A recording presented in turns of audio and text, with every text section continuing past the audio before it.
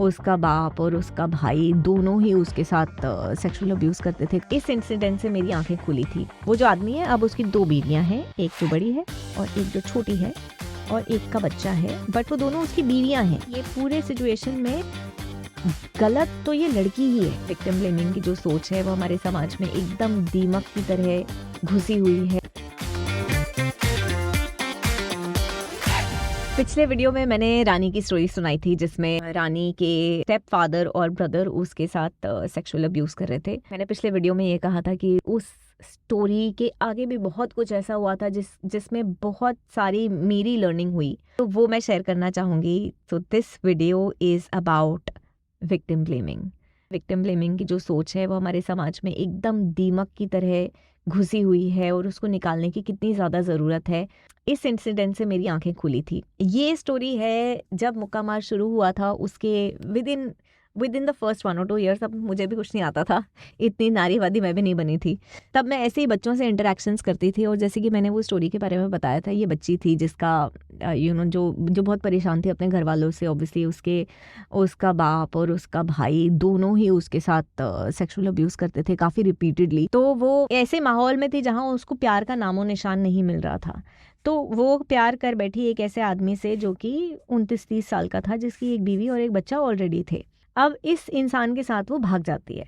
अब वो स्कूल में भी हमें नहीं मिली, वो 7वीं 8वीं कक्षा में थी, वहाँ से ही भाग गई। कि टीचर्स वगैरह भी परेशान थे कि कहाँ गई, कैसे ढूंढने। काफ़ी सारे लोग NGO साथ में आए उसको ढूंढने के लिए, उसको रिहेबिलिटेट करने के लिए कि कैसे हम बच्ची को वापस स्कूल में डालें या इसके भविष्य का अब क्या होगा। काफ़ी दिन के बाद जहाँ हमारी एक कम्युनिटी क्लास चलती थी, वहाँ पे मैंने कुछ बच्चों को पूछा कि रानी आई थी क्या, रानी दिखी तुम्हें, इतना टाइम हो गया, इतने महीने हो गए, कहाँ गई रानी, कहाँ गई। तो कहते हैं रानी हमारे घर के पास खेलती है। अच्छा, तुम बात करते हो, हम तो साथ में क्लास करते थे, हाउ इज एवरीथिंग। तो बच्चे कहते हैं कि दीदी हम तो उससे बात नहीं करते, अब वो बिल्कुल अच्छी नहीं है ना, बहुत बिगड़ गई है, इसलिए हम उससे बात नहीं करते। हमारी मम्मी भी कहती है कि उससे बात मत करो।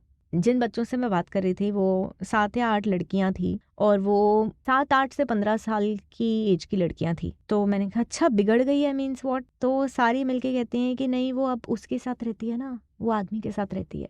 कौन से आदमी के साथ, जिसके साथ भाग गई थी? कहते हैं हाँ उसके साथ ही रहती है। Then I first tried to assess if she is fine and looks happy. ये सब बच्चों ने बताया कि नहीं, रानी खुश दिखती है, अच्छी है, बढ़िया से रहती है, और वो बंदे से भी बहुत प्यार करती है, और उसकी बीवी से भी बहुत प्यार करती है, उनके बच्चे से भी बहुत प्यार करती है, और वो लोग भी उससे बहुत प्यार करते हैं। मैंने कहा तुमने ये क्यों बोला कि वो बिगड़ी हुई है? तो कहते हैं देखो ना दीदी, कितनी गलत चीज कर रही है वो एक औरत का घर तोड़ रही है, उसका बसा बसाया घर तोड़ रही है।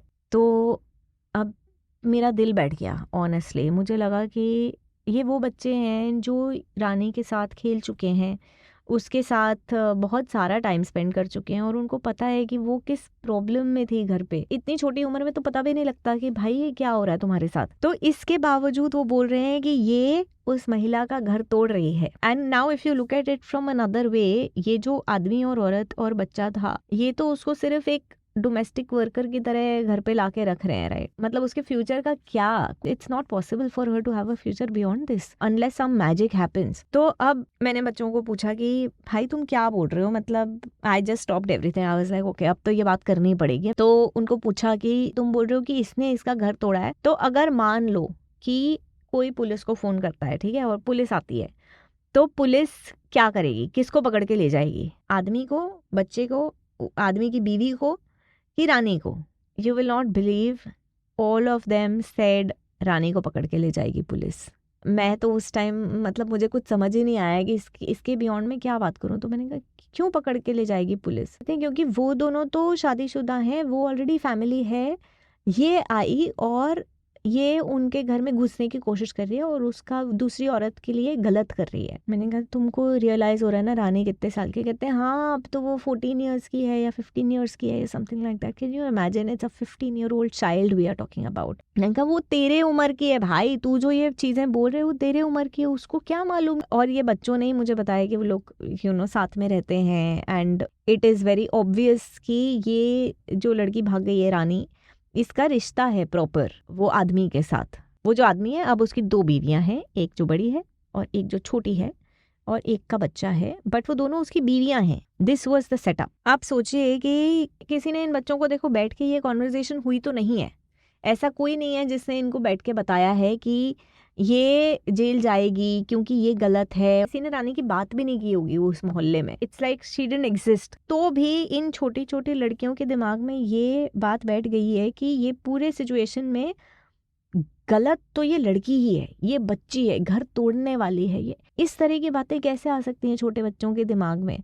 जो लोग ये सोचते हैं कि नहीं हम तो हमारे घर में ना बहुत अच्छे से रहते हैं, हम हमारे घर में बिल्कुल ऐसी बातें नहीं करते, वैसी बातें नहीं करते, वो बहुत बड़े भ्रम में हैं। समाज हमें जो सिखाता है, सोसाइटी हमें जो सिखाती है, वो कहाँ से हमारे दिमाग में घुसता है हमें खुद नहीं समझ में आता। अब जिस तरह से मैं बात कर रही हूँ, या जिस तरह से मैं बैठी हूँ, या मैंने जो कपड़े पहने हैं, या मैंने जो बाल बनाए हैं, मुझे लगेगा कि मैंने अपनी मम्मी को देख के या पापा को देख के या भाई को देख के ऐसा किया है, बट दैट्स नॉट ऑल। आधी से ज़्यादा चीज़ें मैं इसलिए कर रही हूँ कि सोसाइटी में दैट इज़ एक्सेप्टेबल। तो ये थोड़ा क्वेश्चन करना कि हम जो सोच रहे हैं या हमारे जो बिलीव्स हैं, जिनके लिए हम लड़ मरने को तैयार हैं, वो कहाँ से आ रहे हैं। तो इन बच्चों के साथ I had to sit and have a very long conversation about POCSO. It was so difficult क्योंकि पॉक्सो में मैं उनको ये भी एक्सप्लेन करी थी कि अगर वो आदमी और रानी का फिजिकल रिलेशनशिप है, it actually is a case of rape of a minor. ये कानूनन जुर्म है। अब वो छोटे बच्चे हैं, उन्होंने रेप शब्द तो बहुत बार सुना है। When I had to sit and ask them, मैंने उनको पूछा कि तुम्हें पता है रेप क्या होता है? उन्हें वो पता ही नहीं था क्योंकि ना उनको बायोलॉजी समझ में आ रही, ना उन्हें कुछ और समझ में आ रहा। तो मुझे उस दिन ऐसा भी रियलाइज़ हुआ कि बहुत सारे ऐसे बच्चे हैं जो रेप शब्द का इस्तेमाल कर रहे हैं, उससे डर रहे हैं, लेकिन उनको पता नहीं है वो क्या है। दे आर जस्ट अज्यूमिंग कि इज्जत लुट गई। अब इज्जत लुट गई could be somebody touching somebody's breast or a girl talking to a boy. I don't know what it could mean for them because मैंने उनसे पूछा कि उसमें होता क्या है. They were not able to vocalize and I had to sit and explain to them कि आप जो सोच रहे हो, पहली बात तो लड़की की गलती नहीं है, वो माइनर है, तुम जैसी है, छोटी है. This is how the mindset of victim blaming is in everybody. It's very very sad. ये वाले इंसिडेंट के बाद मेरा लिटरली थोड़ा दिल टूट गया था. मुझे लगा था कि मतलब मैंने एनजीओ खोलने का तो कभी सोचा भी नहीं था और अब खोल ली है. अब ये बातें हो रही हैं. अब मुझे खुद नहीं समझ में आ रहा कि शुरुआत कहाँ से करें.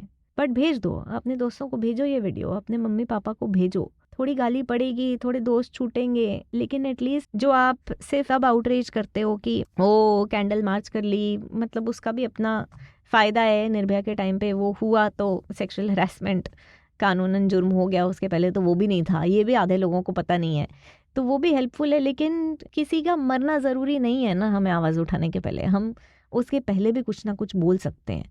मैं तो इसीलिए अब बना रही हूँ वीडियोस, इस उम्मीद में कि शायद हम जागेंगे और शायद हम में इतनी हिम्मत आएगी कि इस तरह के वीडियो भी हम शेयर कर लें मीम्स के अलावा. तो ट्राई करो. अगर वीडियो अच्छा लगा, अगर आपको भी ये उतना ही शॉकिंग लगा जितना मुझे 6-7 साल पहले लगा, तो please like this video, share it and subscribe to the channel and hopefully we will change the world.